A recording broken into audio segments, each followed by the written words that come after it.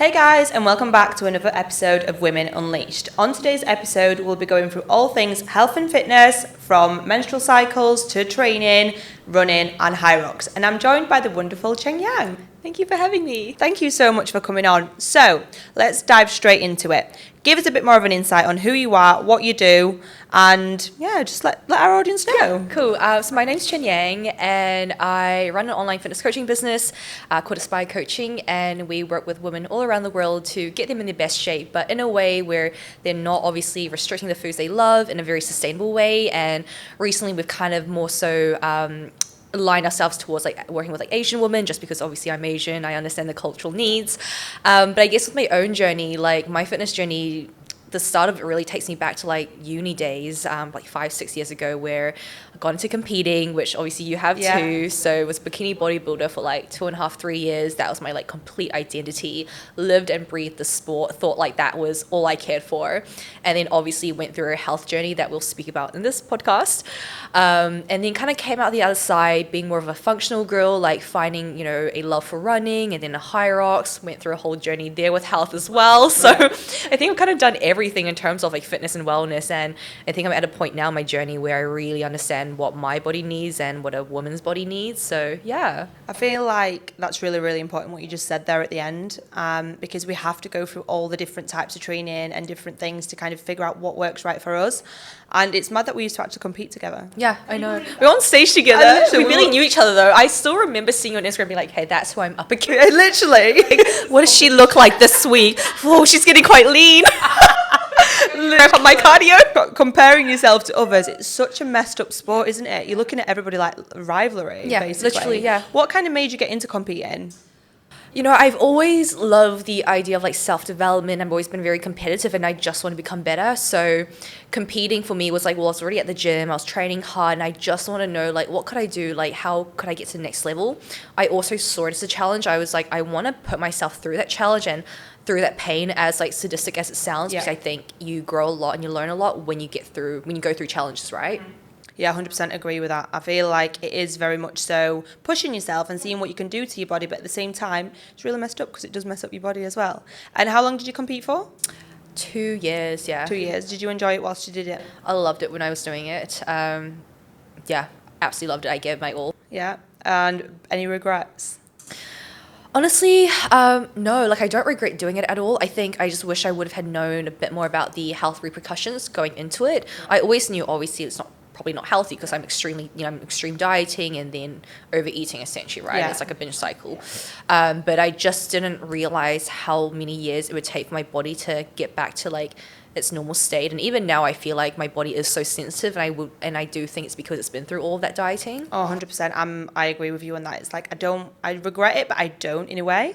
I think we wouldn't be where we are today, and we wouldn't be so conscious and aware of ourselves or mentally be as resilient if we hadn't gone through that, right? It takes another level of human being to go through competing and to also enjoy it, right? 100%. And I think if I had more knowledge on it, like I do now, I'd have done things completely different. Would you as well? Yeah. I think we were both very young at the time. Yeah. How early 20s? Yeah, I think it was like 20, 21. 20, yeah, exactly. Very, very young. So going into that, and the coaches that you have at the time, they just want you to do the best. Of course, yeah.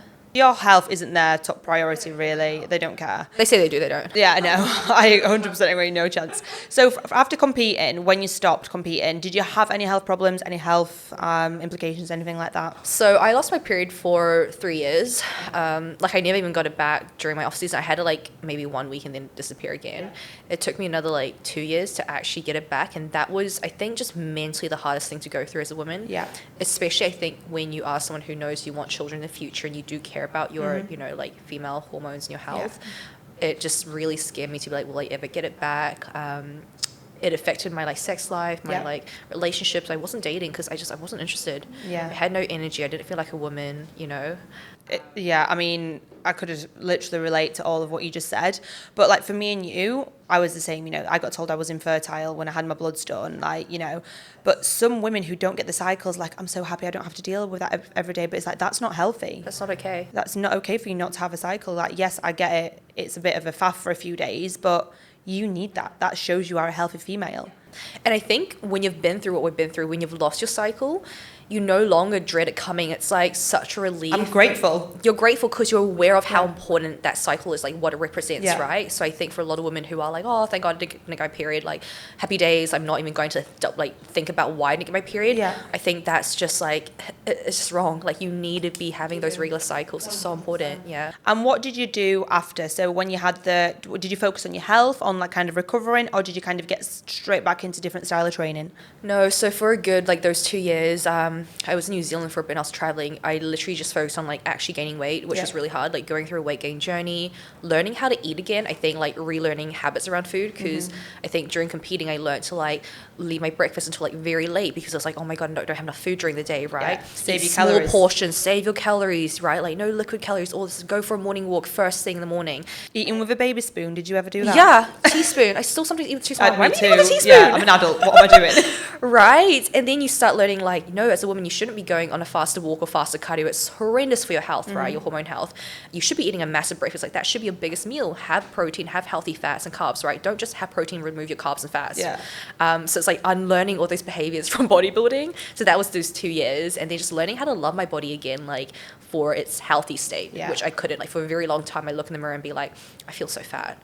You know, I'd be like, my face is fat, my body's fat, I don't fit in my clothes. It's not Body image, isn't it? You like your whole perception of how you look changes. And everybody, I remember when I was stage lean and people were like, oh my God, you look anorexic. I was like, I'm fat. literally. I was like, I'm not lean enough. Yeah, like, are you joking? It's so tiny. And even now, like, we still have bad body image days some days, but that's just part and parcel of being a female. We're so self-critical.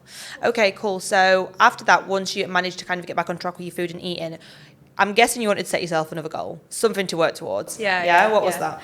That was running. So I came towards running because I was like, it's something that I've never enjoyed. Again, like I like doing things that I know I don't enjoy and I'm not good at, because I think that's how you improve, right? Yeah. So I was like, let me just go out for a quick run. I did like, I think 2K, and I was like, that was hard. Yeah. And I found myself a coach and I was like, you know what, like I would love to train for like a half marathon, then a marathon. I've never done one, but let's do it. Amazing.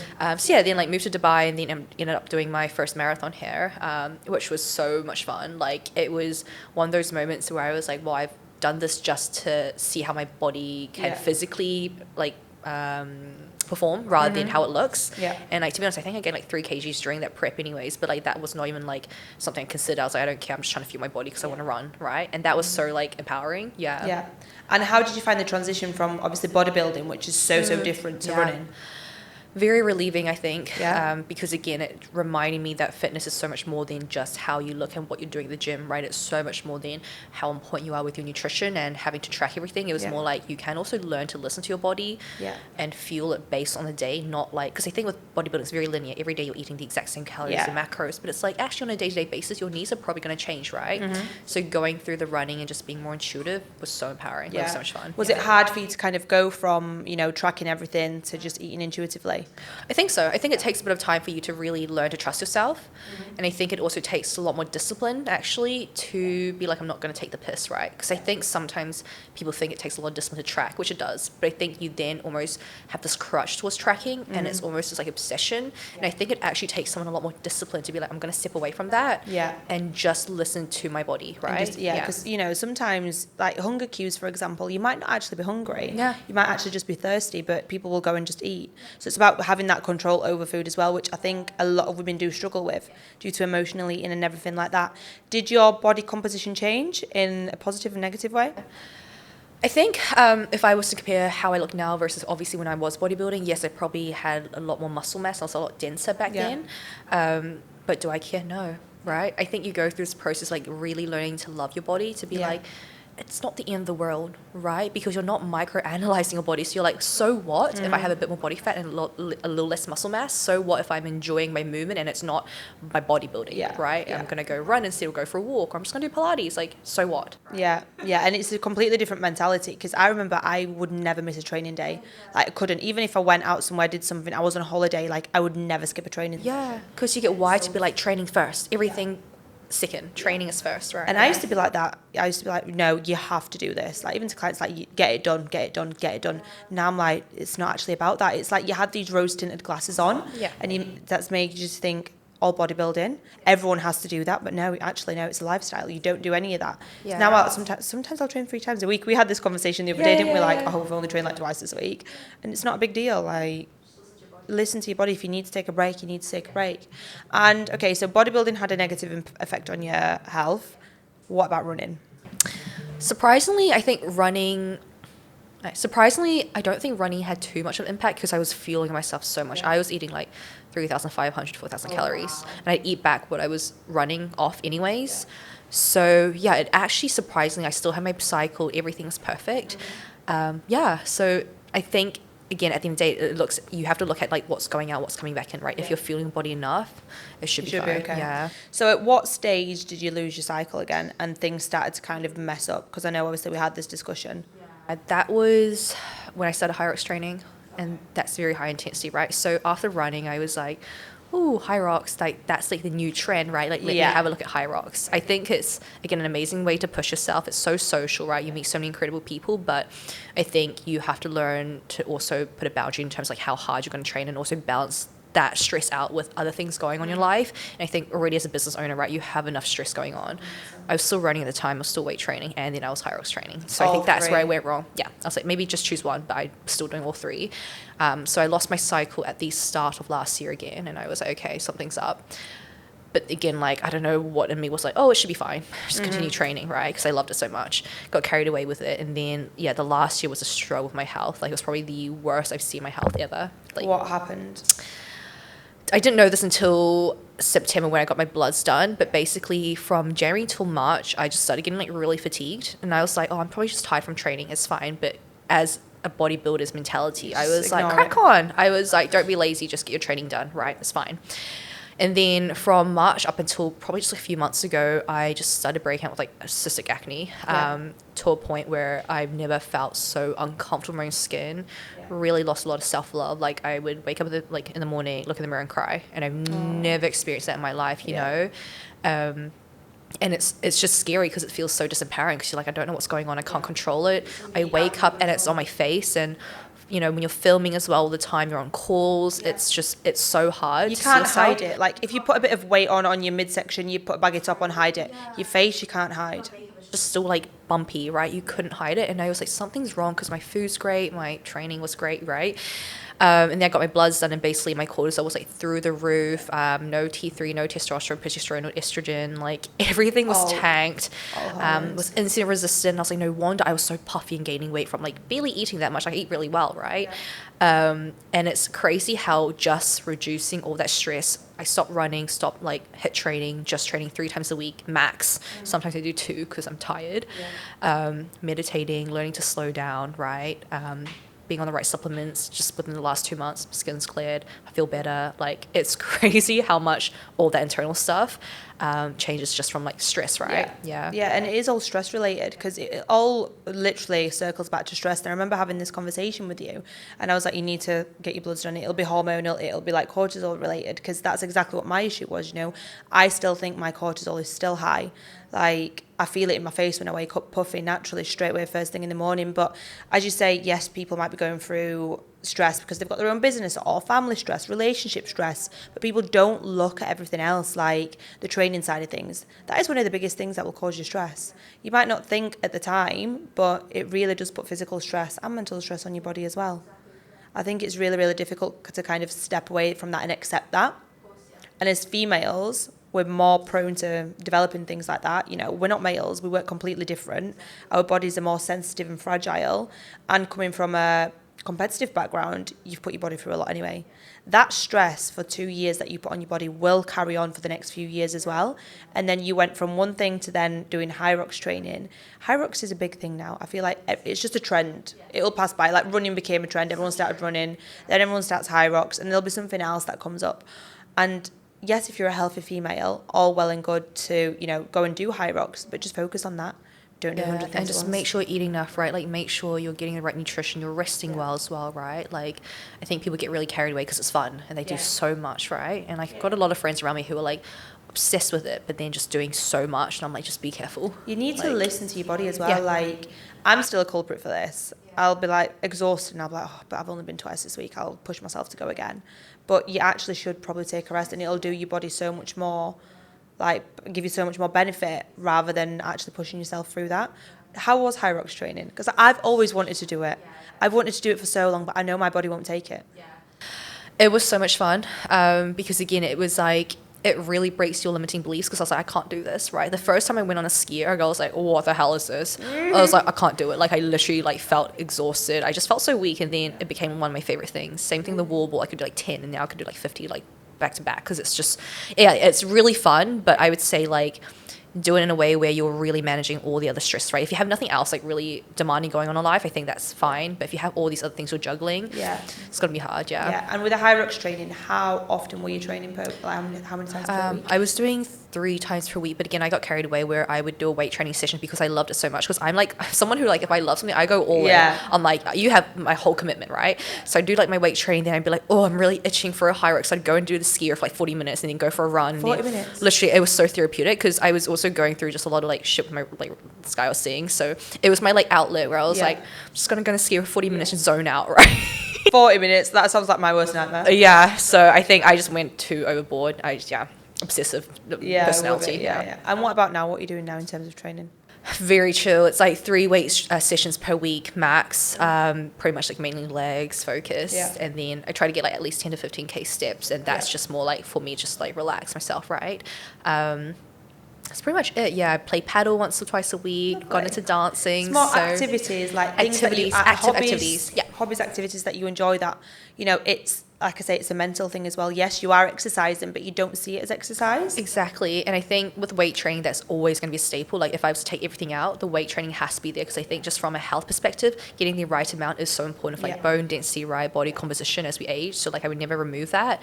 But again, it's just understanding like where's the boundary between doing too much, right? Stressing your body out versus doing what you need for your body. Yeah, for sure. And what's your favourite out of paddle, dancing, weight training? Would you say weight training? They're all different, I guess. You know, because I've been weight training for so long, I don't know if you feel this way, but right now I'm in a funk where I'm like, I'm just not enjoying it. Like, I'm going because I need to and it's good for my body. Yeah.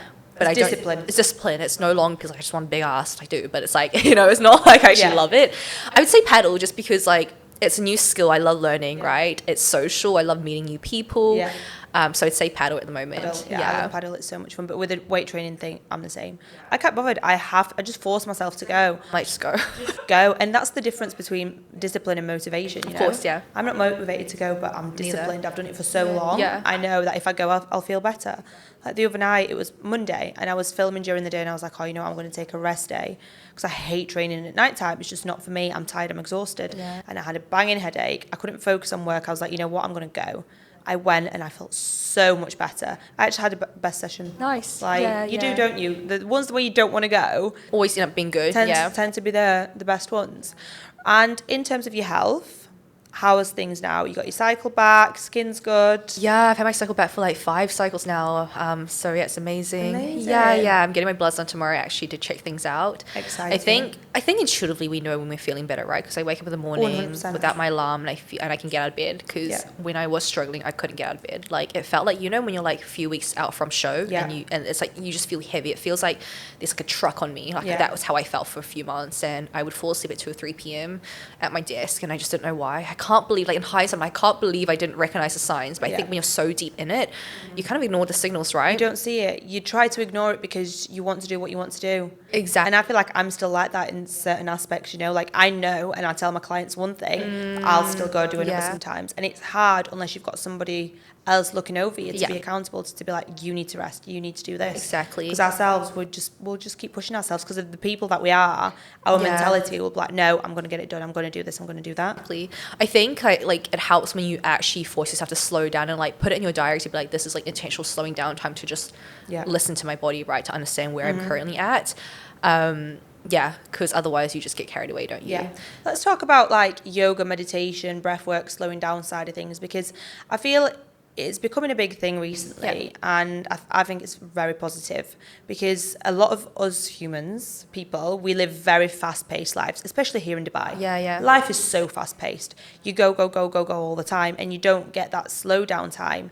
And obviously, if you're, for example, a family, you're a mum or a dad, you've got your kids to look after, you're always on the go. How has that changed, like meditating and breath work and grounding, how has that changed everything for you? I think it's brought me, like, meditation, slowing down, it's really brought me a lot more awareness, like I was always quite self-aware, but I think it gives you that time in the day to really just practice self-awareness, to understand where you're currently at, where your head's at, right? Really to ground yourself into the present moment. A quote I love is like, be where your feet are. And I think that was never the case, right? Because you go on the go. You always think about the next thing. Yeah. But I think when you're doing that, you miss out on the beauty of life, right? You miss out on appreciating the journey you're on. So giving yourself that time, even if it's like 5 minutes to really just ground yourself, so important. Yeah, with grounded in meditation especially, one thing for me that I always say to clients, 5 minutes of breath work. Helps so much, yeah. It helps so much as humans, as adults, sorry, not as humans, as adults, we don't stomach breathe. Yeah. We chest breathe, don't we? And that actually doesn't help your cortisol. That doesn't help to reduce it. Whereas if you look at babies, they stomach breathe. Yeah. So it's something that we stop as we get older, and actually breath work makes you realise, right, let's sit down. Like, I don't know if you ever do this. I'll sometimes sit down in the day and I'll be like, breathe. Yeah. And I'll sit there and I'll go, and I'll really breathe in and I'll breathe out, and I'm like, all of a sudden I feel a lot looser in my chest. And yeah, it's just like it's like forgetting to breathe properly. It's weird, isn't it? Yeah. Even out like letting out that like that sound, like we don't do that anymore really, like we don't do that. I'll sometimes sit there with my friend in work and I'll like sigh, and she's like, what's wrong? Just letting it out. I'm like, nothing, I'm just breathing. I'm like letting air out, because I feel like when you're on the laptop, you're just like, stressing and so tight, and you're like, and I've started doing like 5 rounds of breath work right before I fall to sleep, and it helps me fall to sleep so much more. So, okay, what would be your tips for people who are potentially doing it or don't know if they're overdoing it? Like, what would you say they need to do to kind of get themselves more aware, work on, improving their health and cut back on the training? Yeah. I think the first thing, if we speak about females, is obviously your cycle. Yeah. If there's any irregularity in your cycle, I would probably look at what are these stresses in your life, right? Yeah. Like what's maybe triggering that. Yeah, I would say that's probably one of the first things that will probably show up, whether it's late, early, irregular, short, light, all these signs. And I think you need to recognize that that's really too late, right? When it's really late, something's been going on for a while to make that late. 3 months. I normally say it's around 3 months. From the month of the trigger, it normally shows up 3 months later down the line. Exactly. So I think when that happens, you can't just be like, oh, we'll just see next month. Like, no, it's already been a while. Yeah. Something's going on. I think second thing is probably just fatigue. Like, you hear it all the time, like, I'm so tired. I've had all this coffee. Like, people are relying so much on caffeine. Why are you tired? As human beings, if you're in your 20s, 30s, 40s, like, you shouldn't be that tired, right? Like, something's up. Is it your sleep? Is it your training? Is it your stress, right? Like, what's going on? Are you waking up tired after a good night's sleep? That's a big, that's me at the moment. I don't know what's happening. I need to get my blood work done. But it's like waking up tired, reaching for that coffee, don't do it. On an empty stomach especially. If your cortisol is high, like, was yours high in the morning? Is that when yours was high? I had my bloods, done. Yeah, mine was sky high in the morning as well. It settled down by night time, but your cortisol should be high in the morning, but ours was like off the scale. And then if you have a coffee, what do? You increase it, spike it more, then your blood sugar crashes later down the line. Like, it's really, really important. Honestly, like, the best thing I did for my energy levels was cutting out caffeine, like, in terms of coffee. Like, I don't even drink coffee anymore. Or just delaying it. Like, the biggest change was, like, not having it in the morning, having it, like, maybe, like, 11 a.m. or 12 p.m. after breakfast and after getting some stuff done, when naturally your cortisol's dropped. Then having it, there's no point in having it first thing in the morning. No. Especially before breakfast. It's horrendous for you. It's so, so bad. And I actually... I've not had caffeine in so long. I moved to matcha, which obviously it still has caffeine in it, yes, but it's very different. It's green tea, isn't it? Yeah, and it's like a delayed effect, so it actually keeps your energy pretty stable throughout the day, which is amazing. That's what you want, right? 100%, rather than just spiking it. Yeah. I've had the odd coffees recently because I went fully caffeine free. I had the odd coffee here and there recently, and I can feel my anxiety, and then I get the crash. Within like an hour or two, I get the crash. And then yesterday I trained and I was so tired, and I shouldn't have done this, and I still did it. I went and got a C4. Oh no, girl. And I've not had anything like that in so long. What's your heart like? When I'm telling you, I had raging anxiety after my gym session. I was like, I was wired. I had a great session. Don't get me wrong. I was PBs all the way through. I was sweating like mad. And my heart rate was like, it was like 160, 170. It was ridiculous. And then I just crashed straight after. So like all these energy drinks, coffees, like I'm not saying stop them, just have them in the right manner. Yeah. And I think even like just pausing, just ask yourself, do I need this? Because I think it's a habit sometimes. Being like, I'm just going to get a coffee or a C4, right? Because you're at the gym, you're like, I'm a gym girly, C4. But it's like, actually, before you do it, like, do I really need it? No. No, you don't. Right, I feel 100%. Fine. I'll crack on. I used to have it all the time, pre-workout, C4s, coffees. Yeah. Now I don't have anything before I train, and my sessions are absolutely fine. And I think with most people, what their bad habit is waking up, Cup of coffee. Yeah, it's a habit. It's a habit. That's all it is. You don't need that cup of coffee first thing in the morning. You just think you need it because you've got into a bad habit of doing that. Now, I will always say, eat breakfast first. Yes. Have coffee afterwards. Yeah, yeah. Absorption as well, you know. For sure, you need yeah. to have something in your stomach. Yeah. And that will help so much. I mean, what were your signs, kind of going back to cortisol? What were your signs? Like your first, say your top 3. Yeah, fatigue. Yep. If we leave out the period, let's talk about other things that may not be as noticeable. Fatigue. Yep. And then probably my skin.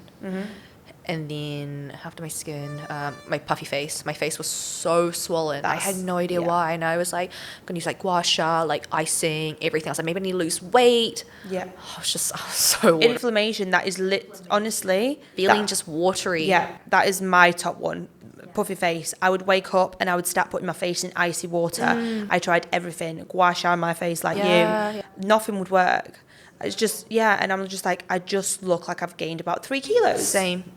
And I think we recognize it more because we're always in front of the camera. I remember filming and like there's so many videos I actually never posted. And I was like, well, I wasted all my filming because I look at it and be like, I'm so puffy. Yeah. Even like my shorts, like I was like, why is my stomach so big? Yeah. And I didn't know why. And it's just so puffy. It's just inflammation. That is all it is. So inflamed, You literally 3 kilos. I remember when my cortisol had gone down, I lost 3 kilos instant. And then it's back up in like a week. So I know when my cortisol is high because I naturally just look like today. I was like, you know what? My face is just puffy. And it's the feeling. You can feel it, can't you, in your face? Yeah, you can. You feel like your face has gained like 20 kilo. That's exactly what it feels like. It's awful. So I would say my top signs are probably puffy face, fatigue, and anxiety. I had quite a lot of anxiety. Like I would wake up anxious. Now that you say that, same. I was always shaking. Yeah. And I actually like developed like these like twitches where I recognize because when I do sales, because I watch them, I'm kind of like twitching and I didn't know why. Also dry eyes. So basically, okay, so last year, the amount of shit I went through last year, like I had probably 4 months where I wear contacts and I literally could not wear them because it just felt gritty to a point where I was like, well, I'm still going to wear them. But like, it was so painful. Like I just want to go out in the evenings because I need to take my contacts off. Went to so many different specialists, paid so much for like different treatments. And guess what? It relieved when my bloods got fixed. That's crazy. And it clicked to me. I was like, oh my gosh, inflammation again, right? Internal inflammation. It just bites everything out of place. Yeah. What about nutrition? Did you change quite a lot in terms of nutrition to try and bring like... Eating more.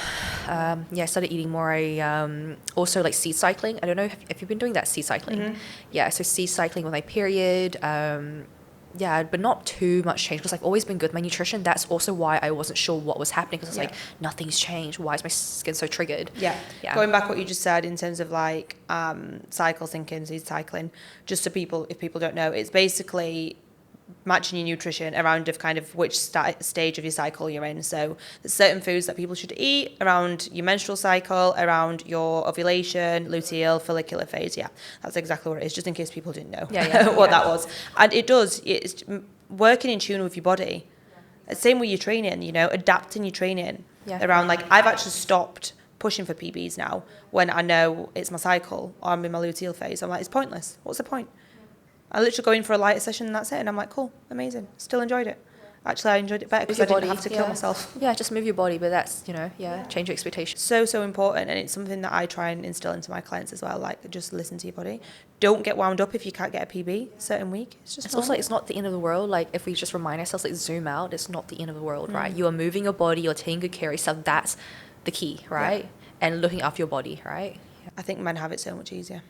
Oh, for sure. Men don't have to think about any of this. They can train as hard as they want, right? And they'll be fine. I'm actually jealous. You know, I would love to be able to hammer myself in the gym, do hyrox training, eat what I want, not eat, have fun, and be absolutely fine. Not eat fast, do whatever the fuck I want, and be fine, be chill. We can't do any of that. Yeah. It's annoying. But I think there's a beauty of being woman, right? Like, there's a softness, and it's nice that we are so intricate. Like, imagine having such an intricate body, right? Yeah, exactly. I mean, what man can bleed for a few days in a row and not die? Do you know what I mean? Exactly. We are special human beings. Well, if you had one word of advice for the listeners, what would it be? Yeah. So I came across this like really great quote, right? And I think it's something I wish I had heard earlier, but it's like the universe will whisper until it screams. So my that gave me advice, goosebumps. yeah, I know. So my advice is like, again, tune into your body, right? Cut out all the noise, all the perhaps like noise you're seeing on social media, what other people are doing. Your body is so different from anyone else's, right? Any other women's as well. You can see other women doing batshit stuff, right? They may not be fine, they may be fine, doesn't matter. Look at yourself and really listen to your body. Like, go within, sit still, listen to your body, see what your body needs, and just cut out the noise. Yeah, I'm just going to add a little bit to that. You know how like people compare themselves Yeah. visually, physically on social media, like, oh, she looks like this, I look like that.